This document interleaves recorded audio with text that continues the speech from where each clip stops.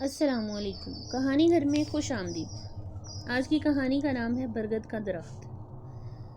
آج اس کی سہاگ رات تھی، مگر بدقسمتی سے اسی رات مالک مکان سے اس نوعیت کا جھگڑا ہوا کہ اسے اسی وقت گھر سے نکلنے کا حکم جاری کر دیا۔ مزید بحث طول نہ پکڑے عامر بیوی کو وہیں چھوڑ کر اسی وقت گھر سے نکل کھڑا ہوا، جبکہ عطیہ نے سمجھایا بھی کہ امی کی طرف چلتے ہیں، مگر عامر کی غیرت نے گوارا نہ کیا کہ اس حالت میں وہ سسرال پر بوجھ بنتا۔ کتنے محلے، کتنی گلیاں خاک چھاننے کے بعد کہیں جا کر ایک گھر تو ملا، مگر وہ عرصہ دراز سے بند تھا۔ اس شخص نے گھر کی چابیاں دیتے کہہ بھی دیا کہ سنا ہے اس گھر کے اندر برگد کا ایسا درخت ہے جو کہ آسیب زدہ ہے، کل کو کچھ ہو جائے تو مجھ سے شکایت مت کرنا۔ عامر اس وقت پریشانی کے عالم میں نہ سمجھنے والی کیفیت سے دوچار تھا۔ گھر بیٹھی نئی نویلی دلہن جو اب اس کی ذمہ داری تھی، ایسے بے سر و سامانی کی حالت میں بیٹھی تھی، یوں سمجھ لیں گھر اس کی اشد ضرورت تھا۔ عامر نے بغیر سوچے سمجھے اسی وقت کچھ رقم اسے تھمائی اور چابیاں تھامے عطیہ کو لینے چل پڑا، جو اس کی منتظر تھی۔ عامر نے جو ہی عطیہ کو مکان ملنے کی خوشخبری سنائی تو تشکر سے اس کی آنکھوں میں آنسو آ گئے۔ یہ کیسی قسمت تھی کہ زندگی کے اہم ترین رات اسے ایک اجنبی گھر میں گزارنا تھی۔ مالک مکان کے خوف سے وہ دونوں اسی وقت تنہا بے سر و سامانی کی حالت میں گھر پہ الوداعی نظر ڈالتے نکل کھڑے ہوئے۔ عطیہ کو اس نئے گھر میں داخل ہوتے ہی عجیب خوف نے آن گھیرا۔ اس کے پراسرار سے ماحول سے اس پہ دہشت زدہ تاثر چھوڑا۔ وہ تھی بھی ڈرپوک سی، چھوٹی چھوٹی باتوں سے خوفزدہ ہونے والی، کتنی ہی بہادر ہو لیکن تھی تو صنف نازک۔ اس مکان میں ہو کا عالم تھا، چاروں جانب سناٹے کا راج تھا۔ یہ بات انہیں بے حد عجیب لگی کہ درخت پر اکثر پرندوں کے گھونسلے ہوتے ہیں، مگر یہاں تو گھونسلے کا تنکا تک نہ تھا۔ ہاں، اکثر کمروں میں مردہ پرندوں کی کھال اور ٹوٹے پر ضرور نظر آئے۔ عطیہ خوفزدہ نگاہوں سے دیکھتی آگے بڑھتی رہی، لیکن عامر کو یہ دیکھ کر کچھ تسلی ہوئی کہ مالک مکان نے ضرورت کا کچھ فرنیچر ویسے ہی لگا چھوڑا تھا۔ حالت تھوڑی خستہ ضرور تھی، مگر اس وقت یہ کسی نعمت سے کم نہ تھا۔ کچن میں تھوڑے سے برتن جو مٹی اور دھول سے خراب ہو رہے تھے، مگر قابل استعمال تھے۔ سائڈ پہ چھوٹا فریج جو جالے سے اٹا پڑا تھا، اسے صفائی کی ضرورت تھی۔ خیر ہے، صبح کر لیں گے، سوچتے مطمئن ہوا۔ شام کی ملگجی روشنی کو سیاہ رات نے اپنی کالی چادر اوڑھا دی تھی۔ جیسے جیسے رات گہری ہوئی، ان دونوں کے جوان جذبوں نے انگڑائی لینا شروع کر دی۔ اس تاریکی میں امیدوں کی شمعیں جلنے لگیں۔ جذبات کی روح میں بہتے ہوئے رات کو بھی دن کا سماں لگنے لگا۔ عطیہ نے لباس سروسی کا دوپٹہ اتار کر بیڈ کی سیج پر بچھا دیا۔ عامر کے جسم کا لمس پا کر اس کا خوف و ہراس کچھ کم ہوا، اس سے پہلے کہ وہ جذبات کے طوفان میں بہہ جاتے کہ عامر کے فون کی گھنٹی بج اٹھی۔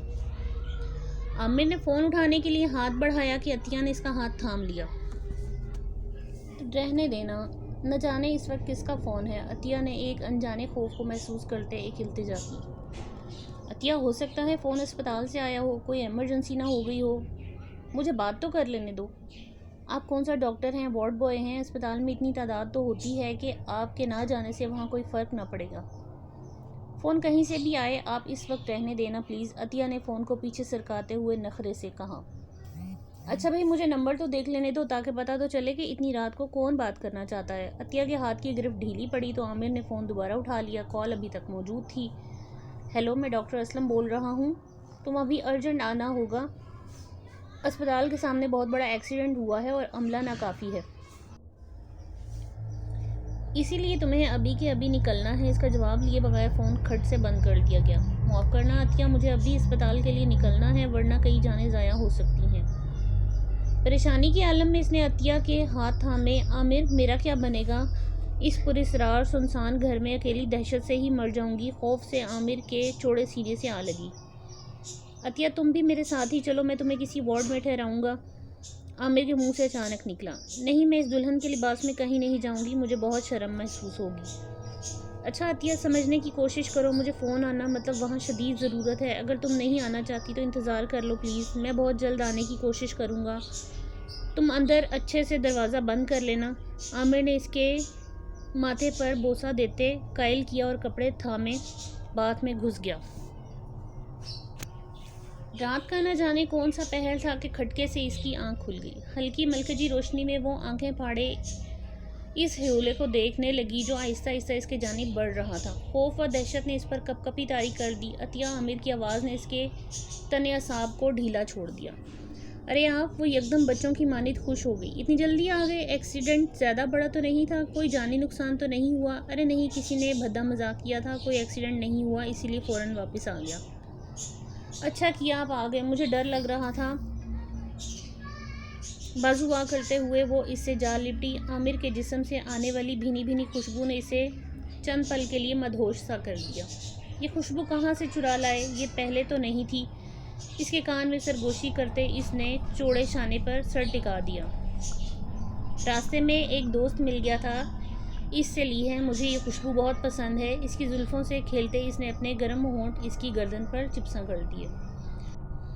عطیہ سمٹ کر رہ گئی۔ تمام رات دونوں ایک دوسرے میں مدہوش دنیا و مافیہ سے بے خبر رہے۔ عامر نے اسے ایک پل کے لیے بھی سونے نہیں دیا۔ عطیہ کا انگ انگ اس کی محبت کے مہروں سے اٹ چکا تھا۔ اچانک داخلی دروازے پر زور زور سے کی گئی دستک نے دونوں کو چونکا دیا۔ ارے یہ اس وقت کون آ گیا؟ عطیہ تھکاوٹ سے چور لہجے سے کہتی عامر کی جانب دیکھنے لگی۔ کوئی ہمسایہ ہوگا، رہنے دو، کہتے ہوئے اس سے بغلگیر ہوا، مگر دستک شدت اختیار کر گئی۔ آپ دیکھیں تو صحیح کہ کون ہے، ہو سکتا ہے اس وقت کسی مصیبت میں ہو، پہلے بھی تو ایکسیڈنٹ کے بہانے آپ کو بلا لیا گیا تھا۔ عطیہ فکر مندی سے بولی۔ اچھا تم دیکھ لو، میں باتھ روم میں جا رہا ہوں، مگر دروازہ مت کھولنا، کہتے عامر اس قدر تیزی سے اٹھا کہ عطیہ اچنبھے سے دیکھتی رہ گئی۔ اس حالت میں دروازہ عامر کو کھولنا چاہیے تھا، مگر وہ خود اندر غائب ہو گیا۔ ناچار اسے اٹھنا پڑا۔ وہ بال سمیٹتے نپے تلے قدموں سے چلتی باہر دروازے تک آئی۔ کون ہے باہر؟ اس نے اپنی دھیمی آواز سے پوچھا۔ میں ہوں عطیہ۔ باہر سے عامر نے دروازے کے قریب ہو کر سرگوشی کی۔ عامر؟ اس کے اندر دھماکہ ہوا۔ پہلے سوچا شاید کانوں نے غلط سنا ہے، کوئی مغالطہ بھی ہو سکتا ہے، کسی کی آواز سے مشابہت بھی ہو جانا، کوئی بڑی بات نہیں۔ دل کرا کے دوبارہ پوچھا، کون ہے آپ؟ کس سے ملنا ہے؟ اپنے لہجے میں سختی پیدا کرتے ہوئے اس نے تحکم سے پوچھا۔ عطیہ پیاری، یہ میں ہوں، تمہارا عامر۔ اب اس کے انداز میں بے چینی بھرنے لگی۔ عطیہ بت بنی دروازے کے ساتھ لگی کھڑی تھی۔ اس کے اندر عجیب دھماکے ہونے لگے۔ یہ کون سا طلسم تھا، وہ سمجھ نہ پا رہی تھی۔ یا دروازہ کھولو کہ یوں ہی کھڑا رکھو گی؟ اب کہ اس کے انداز میں سرد مہری نمایاں تھی، عطیہ نے بغیر کسی رکاوٹ کے دروازے کی چٹکنی گرا دی۔ صبح کی اذان کی آواز کانوں میں پڑی۔ اللہ اکبر، اللہ اکبر۔ عامر دروازہ بھیڑ کر اندر داخل ہوا اور اسے متفکر نگاہوں سے دیکھتے دروازہ بند کرنے لگا۔ رات بھر سے مریضوں کے پیچھے بھاگتے جسم کا جوڑ درد ہو رہا ہے، اور تم ہو کے دروازہ کھولنے میں اتنا تردد کر رہی تھی، دیکھ تو لیتی، تھکاوٹ سے برا حال ہے۔ اسے خشمگین نگاہ سے گھورتے اندر داخل ہونے لگا۔ گھر کا داخلی دروازہ ایک ہی تھا، کوئی ایسا راستہ نہ تھا کہ عامر کہیں اور سے آتا اور نکل بھی جاتا۔ اگر یہ عامر ہے تو اندر کون ہے؟ جو تمام رات آگے وہ کچھ سوچ نہ سکی۔ جسم میں عجیب کپ کپی طاری ہوتے یکدم ہوش میں آئی اور عامر کے پیچھے بھاگی۔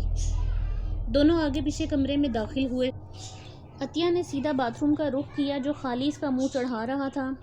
اسی بھینی بھینی خوشبو نے باتھ روم کا احاطہ کر رکھا تھا جس نے اسے مدہوش کیا تھا۔ جتنا وہ سمجھ پائی اس کے رونگٹے کھڑے کرنے کو کافی تھا۔ وہ تیورا کر نیچے گرنے سے پہلے وہ صرف عامر کی دلدوز چیخ سن پائی۔ 2 دن سے عطیہ ہاسپٹل میں داخل تھی۔ ڈاکٹری رپورٹ کے مطابق اندرونی چوٹ کی وجہ سے وہ بے ہوش ہوئی تھی۔ اس کے والدین فکر مندی سے کوریڈور میں بیٹھے اس کے ہوش میں آنے کا انتظار کر رہے تھے۔ عطیہ جیسے ہی ہوش میں آئی، کمرے میں عامر کو دیکھتے ہی اس کے اوسان قطع ہو گئے۔ اللہ کا شکر ہے تم ہوش میں آ گئی، میری تو جان سولی پر اٹکی ہوئی تھی۔ عامر جلدی سے آگے بڑھا اور فرط محبت سے اس کے ہاتھ تھام لیے، جسے عطیہ نے نہایت بے دردی سے جھٹک دیا۔ ارے میری جان، مجھے معاف کر دو، ہم دوستوں نے تمہیں ڈرانے کا پروگرام بنایا تھا، یاد ہے تم نے ایک دن کہا تھا کہ تم جنوں بھوتوں سے نہیں ڈرتی، تب ہم نے یہ سارا ڈرامہ تیار کیا، کیسے مالک مکان پہلی رات ہمیں گھر سے نکال دے گا اور میں تمہیں اس بھوتیا گھر میں لے جاؤں گا، اور پھر یہ سب ہم غیر مرئی مخلوق پر ڈال دیں گے۔ دونوں کان پکڑے عامر کے چہرے پر شرمندگی کے آثار نمایاں دیکھتے عطیہ کی آنکھوں میں آنسو آ گئے۔ اور اگر یہ سب سچ ہوتا تو وہ بلک بلک کر رو دی۔ میں تو مر جاتی عامر، ایسے ہی مر جاتی۔ یہ تمہارا عشق تمہیں کبھی مرنے نہیں دیتا، یہ تمہارا عاشق کبھی تمہیں مرنے نہیں دیتا عطیہ جان، وہ جذباتی انداز میں بولا۔ اب فٹافٹ تیار ہو جا، ہم اس گھر میں تو کیا اس شہر سے بھی دور چلے جائیں گے۔ تمہیں بتانا بھول گیا تھا کہ شادی کے لیے ہم نے دوسرے شہر میں گھر خرید لیا تھا، تمہیں بس سرپرائز دینا تھا۔ اور اب رونا نہیں، وہی سرخ جوڑا پہن کر تم میرے ساتھ نئے گھر میں داخل ہوگی۔ خمار آلود لہجے میں چھپی بے چینی محسوس کرتے روتے روتے عطیہ نے شرم سے نگاہیں جھکائے اللہ کا شکر ادا کیا کہ یہ سب ڈرامہ تھا۔ یہ محسوس کیے بغیر دو کالی سیاہ آنکھیں اسے محبت پاش نظروں سے دیکھتے گھور رہی تھیں۔ 15 دن انتظار کے بعد جب عامر کی کوئی کال نہیں آئی تو وہ شخص مالک مکان کو لیے اس کی خبر گیری کے لیے آ گیا، لیکن مکان کے اندر پھیلی بدبو نے انہیں باہر نکلنے پر مجبور کر دیا۔ پولیس کے آنے تک تمام محلہ اکٹھا ہو چکا تھا۔ جب کمرے سے عامر کی گلی سڑی لاش نکالی گئی، محلے والوں کے مطابق کوئی اسے جانتا تک نہ تھا، حتیٰ کہ جس شخص سے 1 ماہ کے ایڈوانس پر گھر لیا تھا اس نے بھی پولیس کے خوف سے صاف دامن چھڑا لیا۔ نہیں صاحب، میں نے یہ گھر کسی کو کرائے پر نہیں دیا اور نہ ہی میں اس شخص کو جانتا ہوں۔ یہ تو ماجد صاحب کا گھر ہے جو دوسرے شہر میں تھے، انہوں نے گھر کی حفاظت کے لیے چابی مجھے دے رکھی تھی۔ اب نہ جانے یہ چور کون ہے اور اندر کیسے آیا، حالانکہ سارے دروازے اور کھڑکیاں میں نے خود اچھے سے بند کی تھی۔ پولیس کو بیان دیتے وقت وہ خود اندر سے خوفزدہ برگد کے درخت کی جانب دیکھ رہا تھا۔ انسپکٹر نے محلے والوں کی جانب دیکھا جہاں لا علمی کا بورڈ صاف نظر آ رہا تھا۔ پولیس کے چند سوالات اور مختصر تفتیش کے بعد بھی کوئی نتیجہ اخذ نہ ہوا تو لاش کو لاوارث قرار دیتے ایدھی والوں کے سپرد کر دیا گیا، جنہوں نے اس کی تدفین کا تمام معاملہ سنبھال لیا۔ آج بھی وہ شخص اور مالک مکان یہ سوچ کے تھرا جاتے ہیں کہ پولیس سے جھوٹ بول کر ان دونوں نے اپنی جان تو بچا لی، مگر کمرے میں پڑی وہ گلی سڑی لاش اگر عامر کی تھی تو اس کی نئی نویلی دلہن کہاں غائب ہو گئی تھی۔